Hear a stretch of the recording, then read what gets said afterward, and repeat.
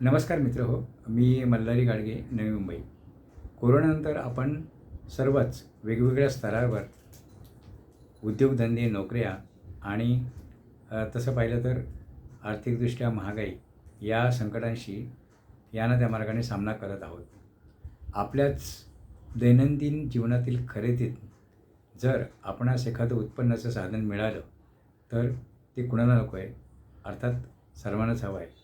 पूर्वी आपणास multilevel marketing या माध्यमातनं माहीत आहे की उत्पादन खरेदी करायला लागायचं किंवा विकत घ्यावं लागायचं, तर आपल्याला त्या माध्यमातनं उत्पन्न मिळत होतं. त्याला आपण मल्टीलेव्हल मार्केटिंग किंवा बायनर प्लॅन असं म्हणू शकतो. परंतु आपल्याच दैनंदिन जीवनातील खर्चामुळे जर आपल्याला काही अंशी उत्पन्न मिळत असेल, तर प्रयत्न करून बघायला काय हरकत आहे. डिजिटल पेमेंट या संकल्पनेत आपला जो भारत देश आहे, तो आता नंबर 1 झालेला आहे.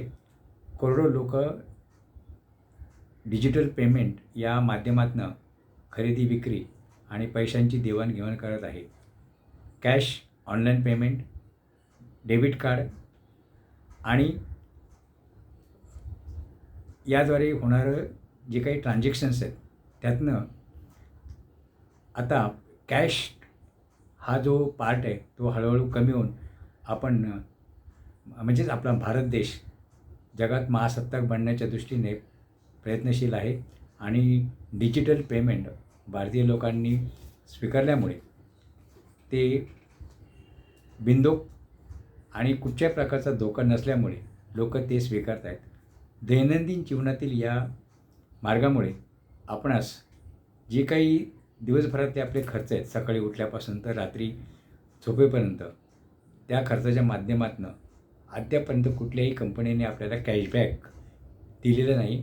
ही संकल्पना आता नव्याने डिजिटल पेमेंटच्या माध्यमातनं मोबाईल पे या कंपनीद्वारे, जी भारत सरकार मान्य आणि रिझर्व्ह बँक ऑफ इंडिया यांनी रजिस्टर्ड आणि खात्रीलायक कुठच्याही प्रकारचा जे आपण पेमेंट करणार आहोत, ते सुरक्षित आहे अशी हमी देत भारतातल्या बाजारपेठेत काम करायला सुरुवात केलेली आहे. कोरोनानंतर बऱ्याच लोकांनी आपल्या नोकऱ्या गमावल्या आहेत. उद्योगधंद्यांची खूपच काही उद्योगधंदे बंद पडलेले आहेत, तर काही अत्यवस्थ आहेत, तर काही अगदी ज्याला आपण म्हणतो की दमछाक करून चाललेले आहेत.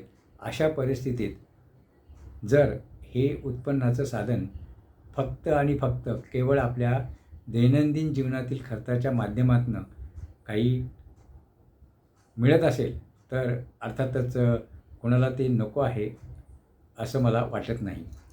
नुसतंच आपण स्वतःची जी काही दैनंदिन खरेदी आहे, त्यामुळे आपण लोकांना ही माहिती त्यांच्यापर्यंत पोहोचवल्यामुळे, त्याचप्रमाणे आपल्यासारखी दैनंदिन खरेदी त्यांनी केल्यामुळे आणि हा जो संदर्भित रेफरल आहे, तो वाढत गेल्यामुळे एक चांगल्या प्रकारचं उत्पन्न या माध्यमातून आपणास होऊ शकतं. जसं आपण खरेदी केली, आपल्या संदर्भित लोकांनी खरेदी केली, म्हणजे रेफरल कोड ज्यांनी वापरला त्यांनी खरेदी केली, अशा सर्वांना या माध्यमातून उत्पन्न तर मिळणारच आहे. परंतु वेगवेगळ्या 5 स्तर, 5 लेव्हल्स यातनं आपल्याला उत्पन्नाचा स्रोत कंपनी देत आहे.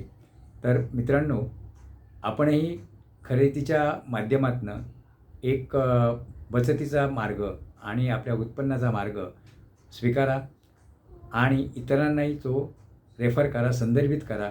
त्या माध्यमातूनही आपणास उत्पन्नाचा चांगल्यापैकी स्रोत मिळू शकेल. धन्यवाद.